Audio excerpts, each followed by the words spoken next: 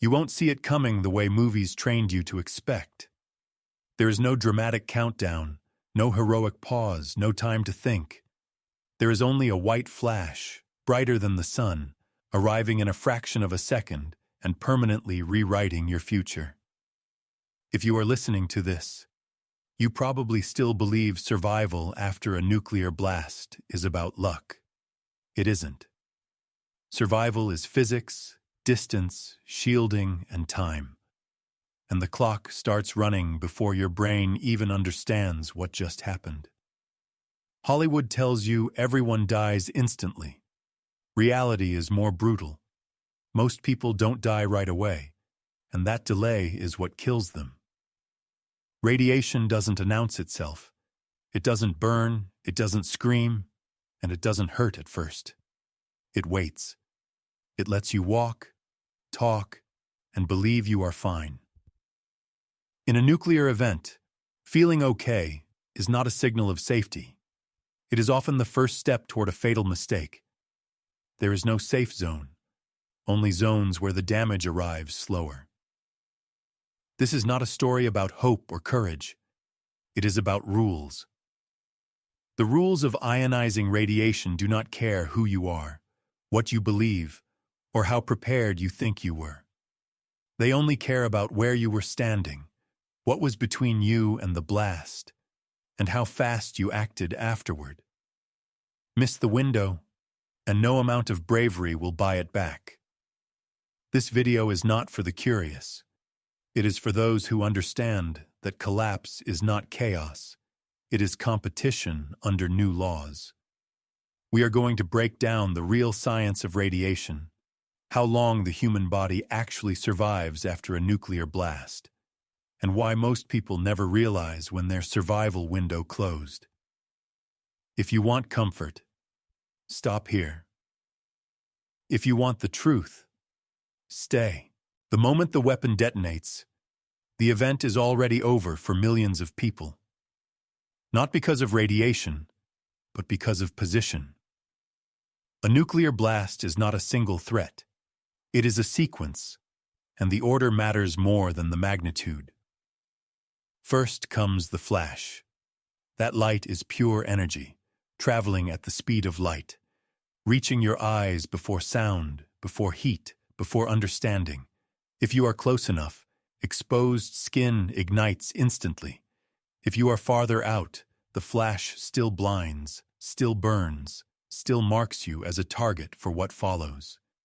Then the heat arrives. A wave of thermal radiation expands outward, turning air into a weapon. Materials melt. Flammable surfaces ignite.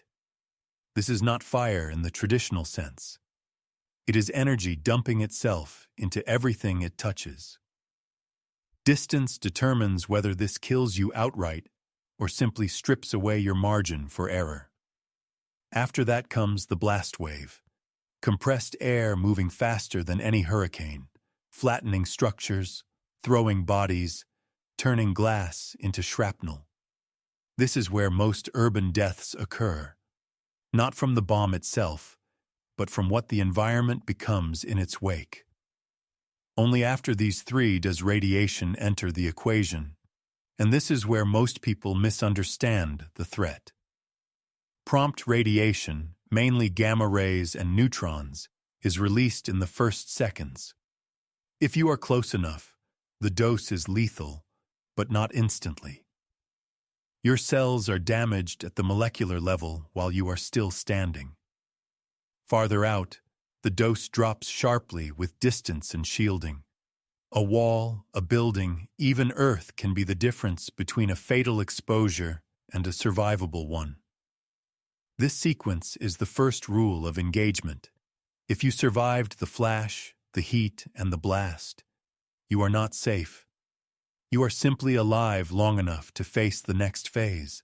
Understanding this order is critical, because reacting to the wrong threat at the wrong time is how people die after the explosion, not during it. Radiation is not a poison you feel spreading through your body. It is invisible, silent, and completely indifferent to your awareness. The moment prompt radiation passes through you, the damage is already done, but nothing in your nervous system is designed to warn you. Gamma rays and neutrons move through tissue without resistance, breaking DNA, shattering cells, and disrupting the instructions your body depends on to stay alive. You do not collapse. You do not scream. In many cases, you keep moving. This is where false confidence is born. People assume that if radiation were truly deadly, they would feel it immediately. That assumption kills more survivors than the blast itself. Radiation injury is measured in dose, not sensation. The dose depends on 3 variables only: distance from the detonation, time of exposure, and shielding. Change one of these, and the outcome changes completely. Ignore them, and the outcome is already decided.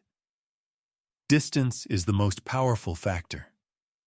Radiation intensity drops rapidly as you move away from the source. A few hundred meters can mean the difference between certain death and a survivable injury. Shielding is the second. Dense materials absorb radiation. Concrete, earth, steel, even layers of debris reduce dose dramatically. Time is the third. Radiation does not need minutes to kill you. Seconds matter. Being exposed briefly versus being exposed continuously is the line between injury and collapse. The most dangerous misconception is the idea of an instant kill radius. Outside the immediate lethal zone, many people receive a dose that will kill them days or weeks later, not minutes later. They walk, they help others, they make plans. Their body appears functional while its ability to regenerate is already compromised. Bone marrow, the gut lining, and the immune system are the first to fail, but that failure is delayed. This delay is not mercy, it is a trap. Radiation gives you time to make decisions while quietly removing your ability to recover from them. If you understand that, you stop trusting how you feel and start respecting the physics. That shift in mindset is what separates short-term survivors from the dead who just haven't fallen yet. Fallout is where the real clock begins. Not the explosion, not the flash, but the moment radioactive debris starts falling back to the ground. This is not smoke drifting away. It is pulverized earth, building material, and weapon residue, now coated in radioactive isotopes, returning under gravity, invisible, tasteless, and lethal. If prompt radiation was a knife, fallout is slow bleeding. Fallout does not arrive everywhere at once. Wind, altitude, and terrain shape its path, but the danger is consistent. The highest radiation levels occur in the first hours after detonation. This is when most avoidable deaths happen. People leave shelter too early, driven by curiosity, panic, or the need to find others. Every minute outside during this phase delivers a dose that cannot be undone. The body does not reset. It accumulates damage. There is a rule that governs fallout decay, often simplified, often misunderstood. Radiation intensity drops sharply with time. After the first few hours, levels fall dramatically. After the first day, they fall again. This creates a survival window that rewards patience and punishes movement. The first 24 to 48 hours are not about escape. They are about staying put, increasing shielding, and letting physics work in your favor. Those who move early trade short-term fear for long-term death. Fallout kills in 2 ways. External exposure irradiates the body from the outside. Internal exposure comes from breathing contaminated dust or ingesting it through food and water. Internal exposure is far worse because the source stays inside you, continuing to irradiate sensitive tissue. This is why location matters more than direction. Downwind or upwind means nothing if you are unprotected when the particles arrive. This phase reveals the difference between surviving an explosion and surviving a nuclear event. The explosion is a moment. Fallout is a process. Understanding that difference turns time into a weapon you can use, instead of one that is used against you. Those who respect the decay curve live longer. Those who don't never understand why they failed. This is where the myth finally dies. Not everyone who receives a lethal dose of radiation dies immediately, and not everyone who looks fine will remain alive. The human body follows a pattern after serious radiation exposure, and that pattern is predictable, repeatable, and merciless. It does not care how strong you are. It does not care how calm you feel. It only cares about how much damage was done at the cellular level. The first phase often looks harmless. Hours after exposure, sometimes longer, nausea may appear, or it may not. Vomiting, headache, fatigue, a vague sense that something is wrong.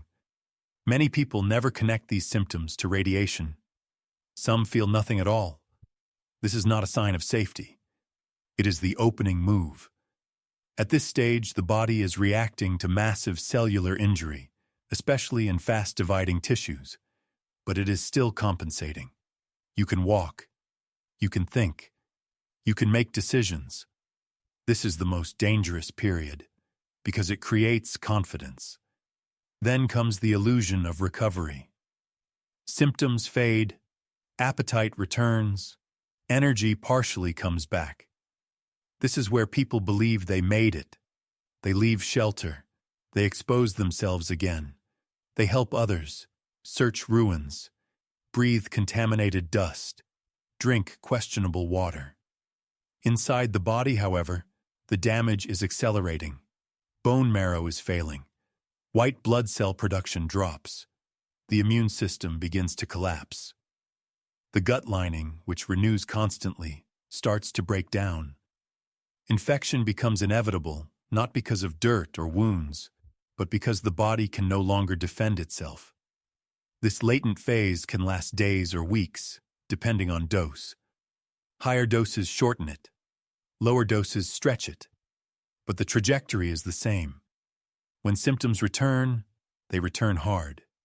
Severe diarrhea, uncontrollable vomiting, dehydration, fever, internal bleeding. Hair loss is not cosmetic here. It is a marker of systemic failure. Small infections become fatal. Minor injuries refuse to heal. At high enough doses, the nervous system itself begins to fail, leading to confusion, loss of coordination, and eventually, coma. This is the point where survival is no longer about decisions. It is about biology. Medical intervention at this stage is limited even under ideal conditions. After a nuclear event, it is effectively non-existent. No antibiotics can rebuild destroyed bone marrow. No willpower can force stem cells to regenerate when their DNA has been shattered. Death does not arrive dramatically. It arrives as systems shutting down one by one. The timeline matters. A person exposed to a very high dose may die within days. Moderate but still lethal doses kill over weeks. Lower doses may allow survival, but with long-term consequences. Cancer, organ damage, shortened lifespan. This is why how long you survive is the wrong question. The correct question is how much functional time you have before irreversible failure begins. That window is what matters tactically. Radiation does not kill you all at once. It removes your future in stages. First, your ability to heal. Then, your ability to fight infection. Then, your ability to maintain internal balance. By the time pain becomes severe, the outcome is already locked in. This is why feeling okay is irrelevant.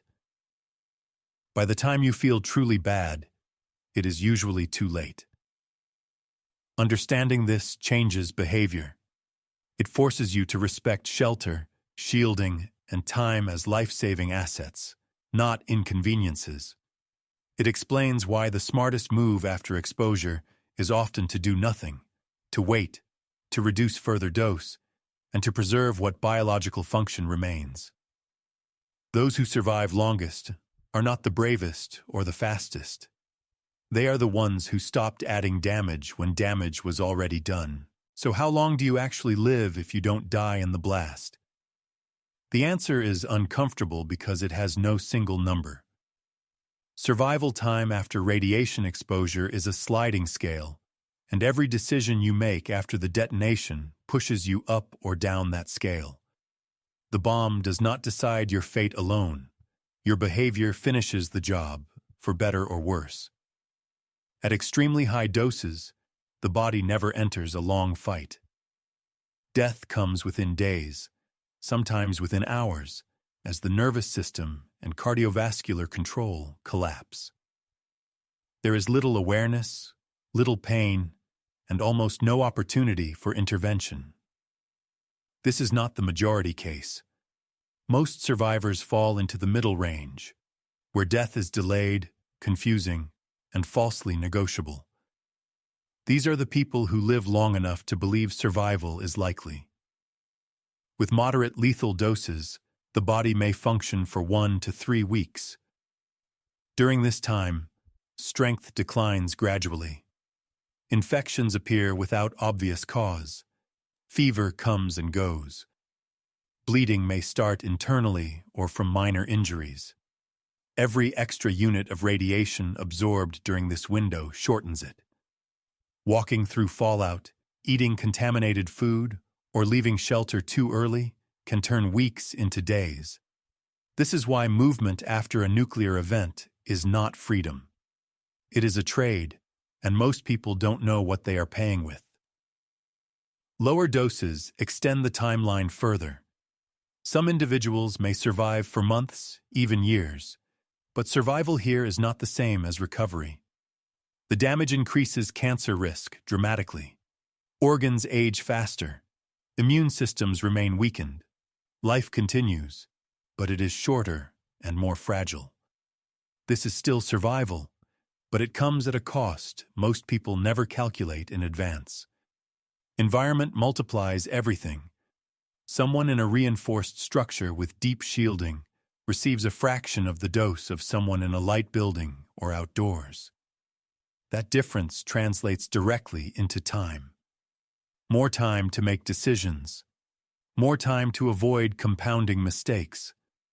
More time before the body crosses the point where medicine, even if it existed, would no longer matter. This is the core reality. Radiation does not ask if you want to live. It offers you a variable amount of time and watches what you do with it. Those who understand this focus on dose reduction above all else. Those who don't focus on movement, noise, and visible action, and they burn their remaining time without realizing it. Survival after a nuclear blast is not about escaping fast. It is about not making your situation worse when physics has already dealt the first blow. Most people who survive the initial stages do not die because they lacked strength or intelligence. They die because they followed instinct in an environment where instinct is obsolete. A nuclear event rewrites the rules, and behavior that makes sense in normal disasters becomes lethal here. The first mistake is movement. People leave shelter to look, to check, to find others. They believe distance equals safety. In the fallout phase, distance often means exposure. Every step outside adds dose. There is no visual cue to warn you when the air itself is hostile. Those who move early usually do so confidently, and confidence accelerates their decline. The second mistake is curiosity. Looking out windows, opening doors, standing in entrances, just for a moment. Radiation does not need prolonged exposure to matter. Short, repeated exposures stack. What feels like caution becomes cumulative damage. The body keeps score even when the mind does not. The third mistake is social gravity. Humans seek others in crisis. They gather, help, share space, share air. This increases internal exposure and spreads contamination. In a radiation environment, proximity is not comfort, it is risk. Operational security matters even when no one is watching, especially then. The fourth mistake is trusting the body. Feeling better is interpreted as recovery. Energy returning is mistaken for resilience. In radiation injury, this is often the calm before systemic failure. Acting on that feeling locks in outcomes that could have been avoided by waiting. The final mistake is improvisation without understanding. Using contaminated water, eating exposed food, shaking dust off clothing indoors. These actions feel productive. They are not. They convert an external threat into an internal one, which is far harder to survive. These mistakes are not dramatic. They are small, reasonable, and common. That is why they are deadly. Radiation does not punish recklessness. It punishes ignorance. Those who survive longest are not the ones who do more. They are the ones who do less, deliberately, until time and decay shift the balance back in their favor. By the time the blast fades into memory, the weapon itself is no longer the primary threat. Physics is. Radiation does not pursue you, threaten you, or announce itself. It simply exists, obeying laws that do not bend for fear, hope, or intention. At this stage, survival is no longer dramatic. It is procedural. The final illusion to abandon is the belief that you can fix what has already happened. You cannot undo exposure. You cannot cleanse radiation from your body once it is absorbed. There is no reset. There is only accumulation. Every unnecessary breath of contaminated air, every minute outside shelter, every careless action narrows what little margin remains. Control, at this point, is not about action. It is about restraint. Real survival after a nuclear event is quiet. It is waiting when instinct demands movement. It is staying hidden when curiosity pulls you toward the outside world. It is understanding that time, not bravery, is the currency that still has value. Radiation decays whether you are watching or not. The question is whether you are still alive when it does. Most people who die from radiation will never identify the moment they lost. There is no clear mistake, no single fatal choice.